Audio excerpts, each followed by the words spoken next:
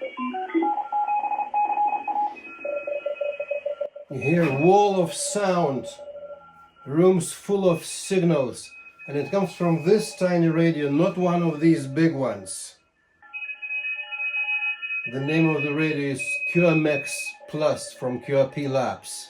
Hello guys, this is Linas Lima Yankee 2 Hotel. Today I'm gonna tell you my QMX Plus story. It's alive and kicking, up and running, no problems, but you know what? This is my second radio. The first attempt of the revision 1 of QMX Plus was this, and it was my mistake. Stay tuned.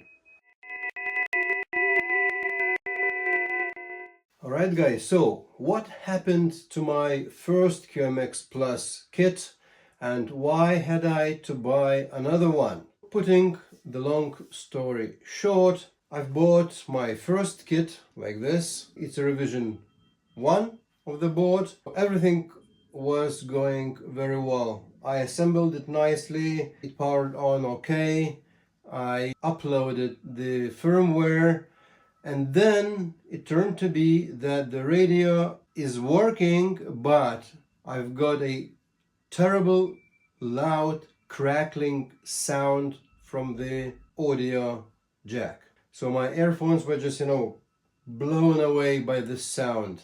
And it was not a sound of nice and clean air like I have here.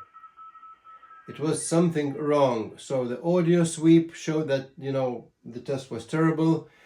And everything been pointing to one chip, PCM 1804. The PCM 1804 chip is this one. It's here. It seems to me this is the most important part in the whole receiver of the QMX Plus. This is a 24-bit stereo analog to digital converter chip, and it digitizes the so-called IQ signals which come after the detector. The quality and the work of this chip determines the dynamic range of the receiver, the noise level, actually everything what you hear coming out of the QMX or QMX Plus transceiver. This is due to the PCM 1804. This is not really so tiny a chip, but it's got 28 legs and they are spaced very closely. So, and it's very difficult, to replace it. And the area around the chip, despite the legs being very closely spread, the area around the chip is also very densely populated by other teeny tiny SMD parts. Experts on the I/O groups and been pointing to this possibly faulty chip. So I decided to replace the chip, and here comes the part of my mistakes. I thought I will choose the most clean and elegant way to do this, and I thought this is gonna be my hot air soldering station.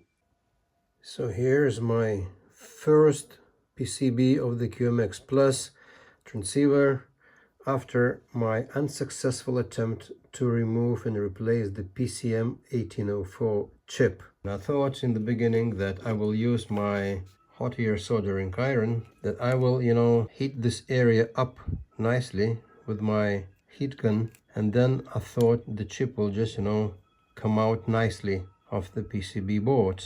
And that was a mistake, and I should have used, just the low melting soldering alloy, and, that would have been better. So it turned to be that, I've been using the hot air soldering iron, or the hot air gun, and it happened so somehow, maybe due to the multi-layer nature of this PCB, of this board, it happened so that the tracks came off the board quicker than the legs of the chip itself left the track pads.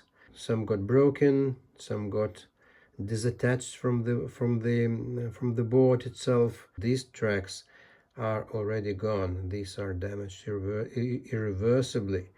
So it's possible to do something, some kind of a old dead bug style, or something like that. We will see. That's another project for the cold winter evenings which are coming. So if you know the good way of how to solve this mess here, please leave a message in the comment section. I'd be very thankful to read it and to discuss it with you.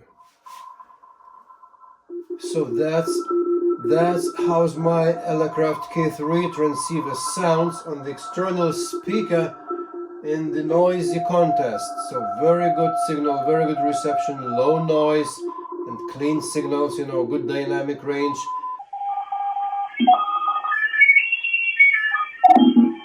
Actually, I was surprised when I first switched my QMX Plus and that it sounded, pretty much like Elecraft K3, almost as quiet and almost as good dynamic range.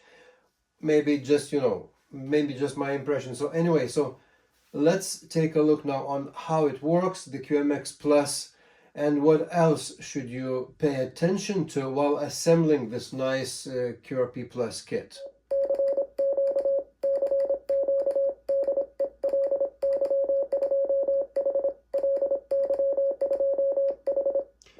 Did you hear any clicks or thumps while operating CW? I'm asking because the CW clicks and thumps is a hot topic when we talk about QMX Plus transceiver. And there are different opinions, there are different, so to say, experiments. I did hear some light clicks, but I wouldn't say it's kind of a too annoying, not being able to operate. Let's listen once more.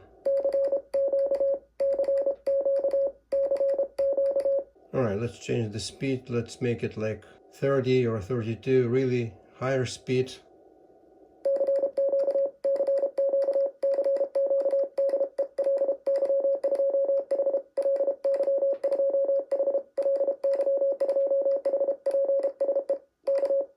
All right, sounds good to me.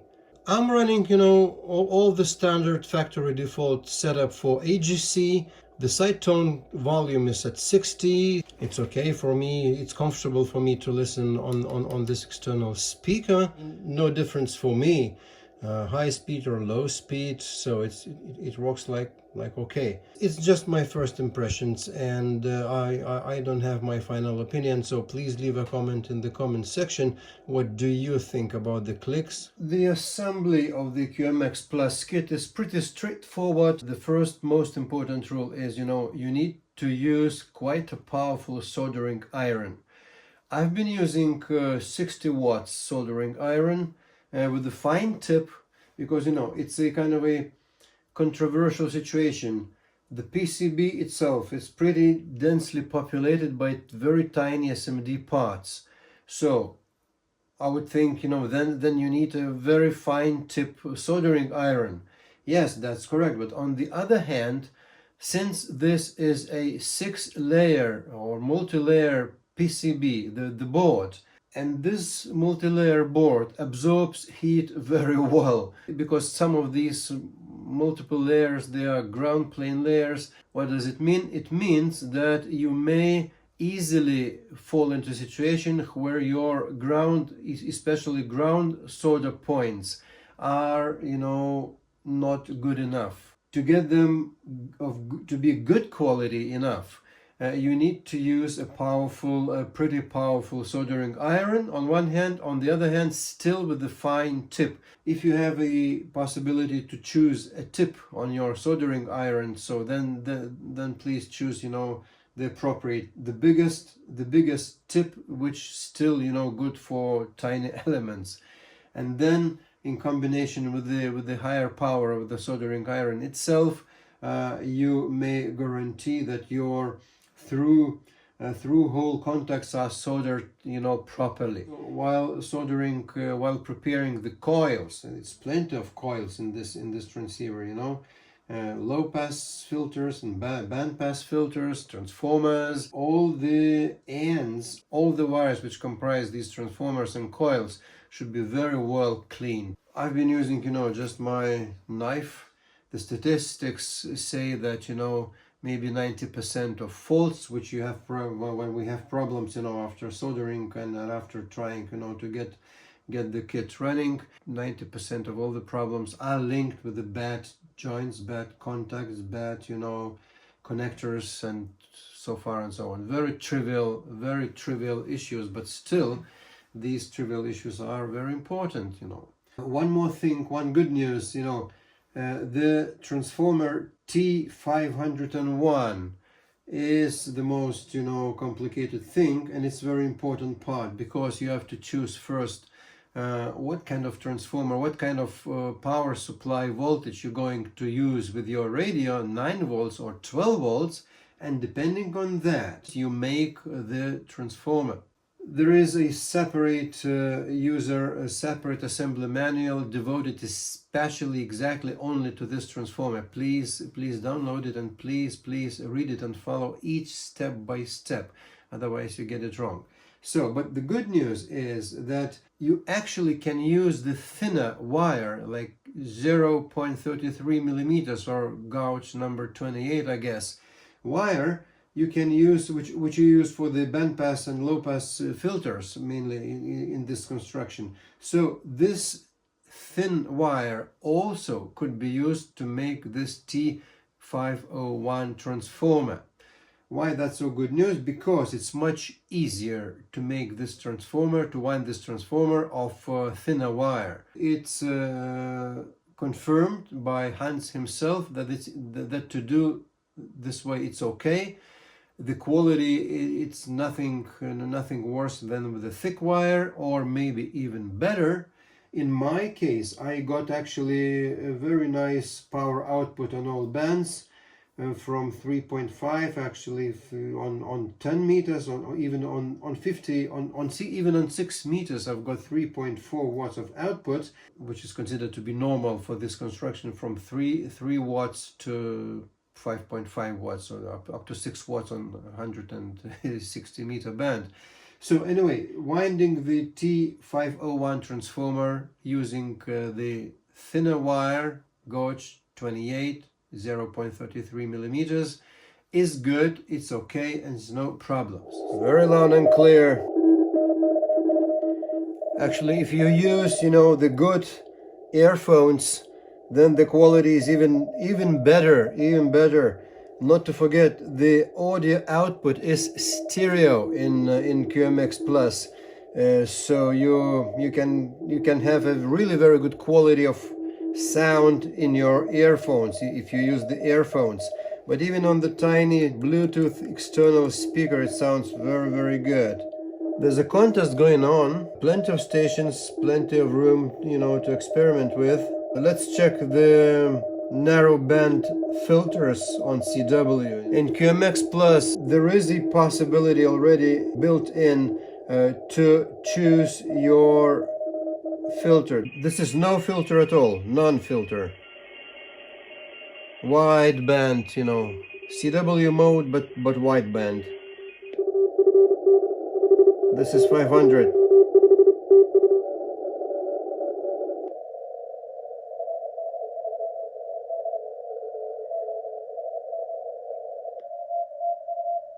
So this is the station Japan Alpha 7, Nancy Victor Foxtrot.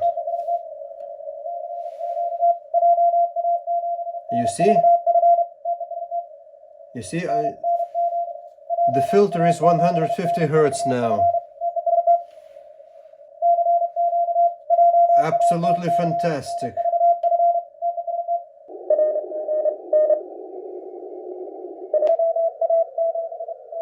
$300, 150, and none. It is possible, to configure, let's say, maybe even 50 Hertz, but I haven't done that yet. Let's try to call Japanese station.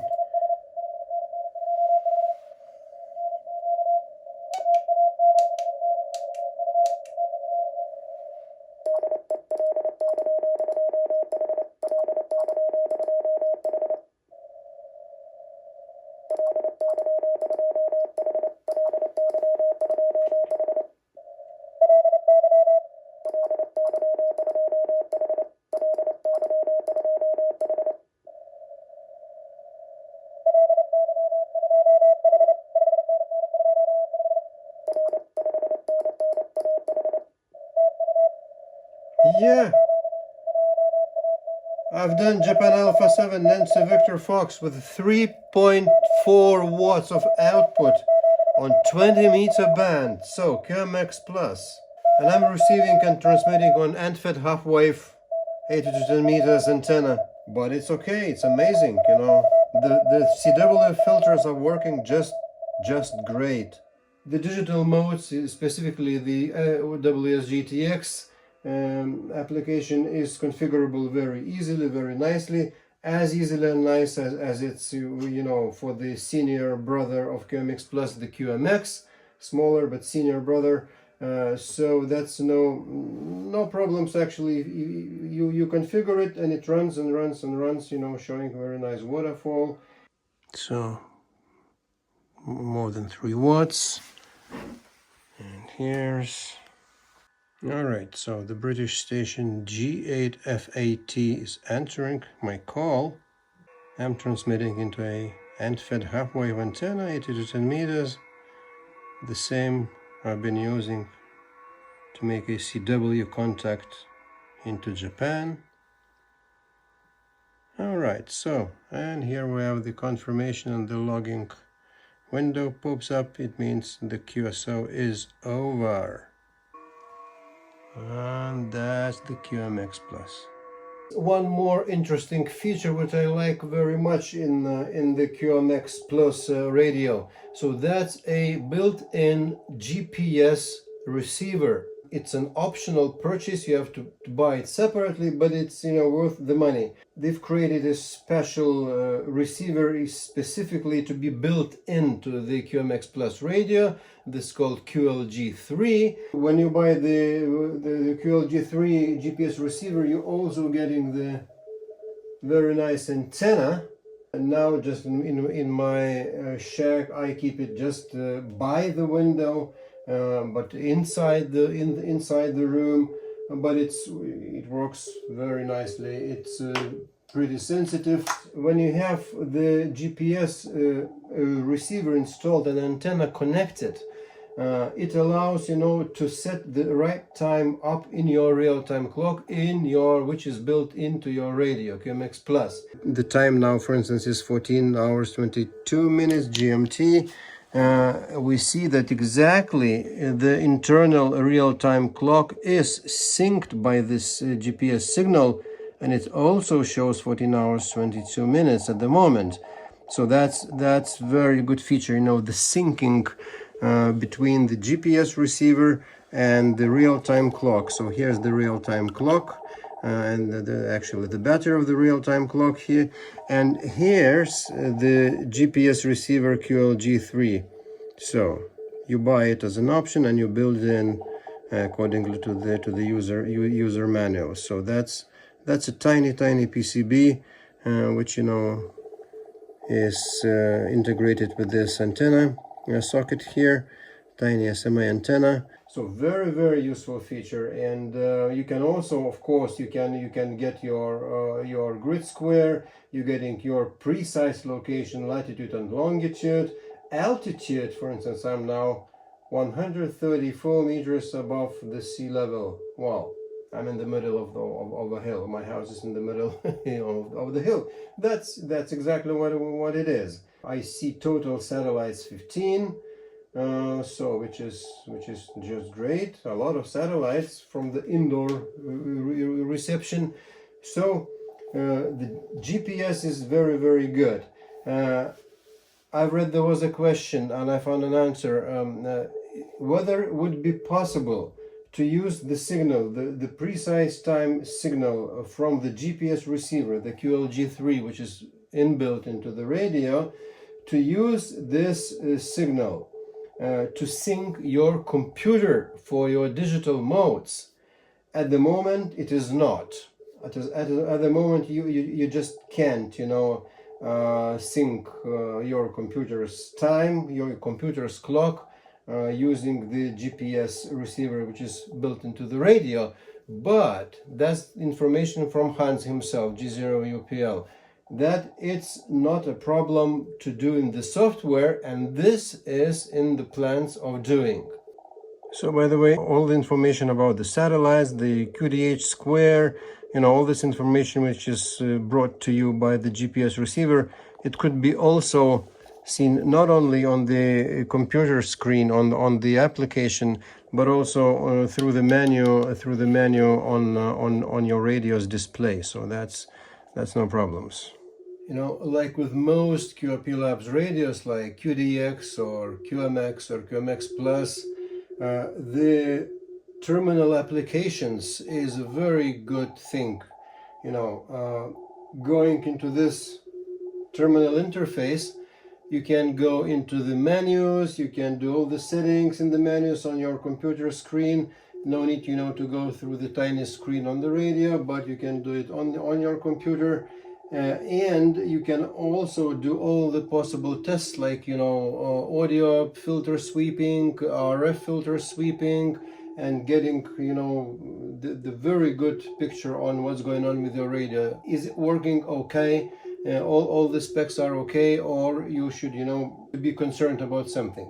All right, guys, that's my QMX Plus story short. It was a little bit sadful in the beginning with my first attempt to build this kit.